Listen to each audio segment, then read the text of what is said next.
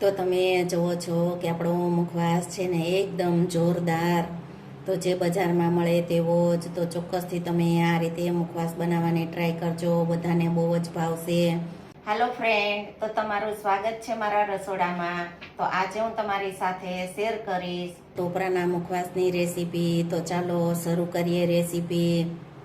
દિવાળીના તહેવાર માટે આજે આપણે બનાવીશું ટોપરાનો મુખવાસ. તો ટોપરાનો મુખવાસ બનાવવા માટે મેં 2 કપ જાડું ટોપરાનું ખમણ આવે તે લીધેલું છે.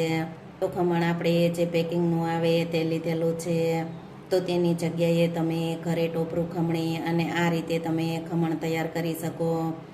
તો આપણે જે આ તૈયાર પેકિંગનું ખમણ આવે તેનો ઉપયોગ કરીશું. આપણે 2 કપ જાડું ટોપરાનું ખમણ, 1 કપ આપણે સલી સોપારી મીઠી આવે તે, અડધો કપ આપણે તૂટી ફૂટી કલરવાળી, 3 થી 4 ચમચી આપણે બદામની સ્લાઇસ, 3 થી 4 ચમચી આપણે મગજત્રીના બી લીધેલા છે, અડધો કપ વરિયાળી અને અડધો કપ આપણે જે મીઠી વરિયાળી આવે તે લીધેલી છે. તો આપણે જે ટોપરાના મુખવાસ માટે ઇન્ગ્રીડિયન્ટ્સ છે તે એકદમ પરફેક્ટ લીધેલા છે. તો ટોપરાનું ખમણ, વરિયાળી અને મગજત્રીના બી, તો આ 3 વસ્તુને આપણે રોસ્ટ કરી લેશું. તો પહેલાં આપણે ટોપરાના ખમણને રોસ્ટ કરીશું, ત્યાર પછી વરિયાળી અને મગજત્રીના બીને રોસ્ટ કરી લેશું. તો આપણે ટોપરાના ખમણને 2 મિનિટ માટે આપણે રોસ્ટ કરી લેશું. તો આપણે વરિયાળી, ટોપરાનું ખમણ, મગજત્રીના બી, તો આ વસ્તુને આપણે રોસ્ટ કરવા માટે આપણે જાડા તળિયાવાળા વાસણનો ઉપયોગ કરવાનો. જો આપણે આ રીતે જાડા તળિયાવાળા વાસણનો ઉપયોગ કરીશું તો ટોપરાનું ખમણ, વરિયાળી તો તેને દાજ નહીં પડે. તો આપણે આ રીતે જાડા તળિયાવાળા વાસણનો ઉપયોગ કરવાનો. તો આપણે 2 મિનિટ જેવું થઈ ગયું છે અને ટોપરાનું ખમણ આપણું સારું એવું રોસ્ટ થઈ ગયું છે. તો આપણે 2 મિનિટ માટે આપણે વરિયાળીને રોસ્ટ કરી લેશું.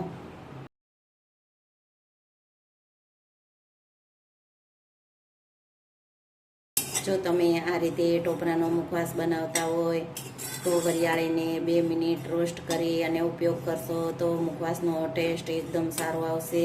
આપણે વરિયાળીને 2 મિનિટ જેવું થઈ ગયું છે. તો આ રીતે આપણે 2 મિનિટ વરિયાળીને શેકી લેવાની. 2 મિનિટ વરિયાળી શેકાઈ જાય ત્યાર પછી આપણે મગજત્રીના બીને શેકી લેવાના. તો આપણે મગજત્રીના બીને પણ 2 મિનિટ જ આપણે રોસ્ટ કરીશું. તો તમે જુઓ છો કે આપણે આ મગજત્રીના બી છે તે એકદમ સારા એવા ફૂલી ગયા છે. તો તમે જોઈ શકો છો કે બી એકદમ સારા એવા ફૂલી અને ડબલ થઈ ગયા છે. તો તમે જોઈ શકો છો કે આપણે આ બી છે તે એકદમ સારા એવા શેકાઈ ગયા છે. તો તમે જોઈ શકો છો. આપણે ગેસને બંધ કરી દેશું. તો આપણે ટોપરું, વરિયાળી અને બી શેકેલા છે તે એકદમ સાવ ઠંડા થઈ ગયા છે. તો ટોપરું, વરિયાળી અને બી આપણે એકદમ સાવ ઠંડા કરી લેવાના. ઠંડા કરી અને પછી જ આપણે મુખવાસને મિક્સ કરવાનો. તો એકદમ સાવ ઠંડા થઈ ગયા છે. તો આપણે મુખવાસને મિક્સ કરી લેશું. તો ટોપરાનું ખમણ છે તેને મિક્સિંગ બાઉલમાં ઉમેરી દેશું. તો પહેલાં આપણે આ જે મીઠી સલી સોપારી છે તેને મિક્સ કરીશું. તો ટોપરું અને સલી સોપારીને પહેલાં આપણે સારી રીતે મિક્સ કરી લેવાના. આપણે આ લીલા કલરની સલી સોપારીનો ઉપયોગ કરેલો છે. તો તેની જગ્યાએ તમે કોઈ પણ કલરની સલી સોપારીનો ઉપયોગ કરી શકો. સલી સોપારી અને ટોપરું મિક્સ થઈ જાય ત્યાર પછી આપણે ઇલાયચી પાવડરનો ઉપયોગ કરવાનો. તો 1 ચમચી આપણે ઇલાયચી પાવડરને ઉમેરીશું. તો આ રીતે પહેલાં સલી સોપારી અને ઇલાયચી પાવડરને આપણે મિક્સ કરી લેવાના. તો આ રીતે આપણે મુખવાસ બનાવીશું.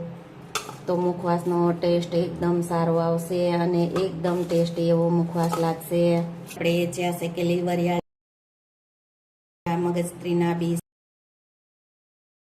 બદામની સ્લાઇસ, મીઠી વરિયાળી, તૂટી ફૂટી, તો આ બધી જ વસ્તુને આપણે હાથની મદદથી પહેલાં સારી રીતે મિક્સ કરી લેશું. તો આ મુખવાસમાં તમે ચીની સાકર આવે તેનો ઉપયોગ કરવો હોય તો તમે તેનો પણ ઉપયોગ કરી શકો. તમે આ રીતે મુખવાસ બનાવશો તો ઓછી મહેનત અને ઓછા ખર્ચામાં બજાર જેવો જ મુખવાસ બની અને તૈયાર થશે. તો તો દિવાળીના તહેવારમાં તમે ચોક્કસથી એકવાર આ રીતે મુખવાસ બનાવવાની ટ્રાય કરજો. તો તમે જુઓ છો કે આપણો ટોપરાનો મુખવાસ છે તે એકદમ ટેસ્ટી અને પરફેક્ટ એવો જ બની અને તૈયાર છે.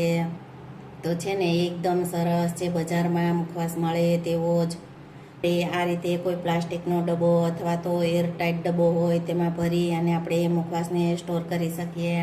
તો આપણો એકદમ ટેસ્ટી અને બજારમાં મળે તેવો જ મુખવાસ બની અને તૈયાર છે. તો આ દિવાળી માટે આ મુખવાસને આપણે ડબ્બામાં ભરી અને સ્ટોર કરીશું. જો તમને આ ટોપરાના મુખવાસની રેસીપી ગમે તો વિડીયોને લાઇક, શેર, સબસ્ક્રાઈબ કરજો. બાજુમાં રહેલ બેલ આઇકન દબાવવાનું ભૂલતા નહીં તો સૌથી પહેલું નોટિફિકેશન તમને મળતું રહે. એને એકદમ સરસ આ જોતા જ તમને બનાવવાનું મન થઈ જશે. તો ચોક્કસથી એકવાર આ રીતે દિવાળીના તહેવારમાં મુખવાસ બનાવવાની ટ્રાય કરજો. તો તમે જુઓ છો કે આપણો મુખવાસ છે ને એકદમ જોરદાર, તો જે બજારમાં મળે તેવો જ. તો ચોક્કસથી તમે આ રીતે મુખવાસ બનાવવાની ટ્રાય કરજો, બધાને બહુ જ ભાવશે.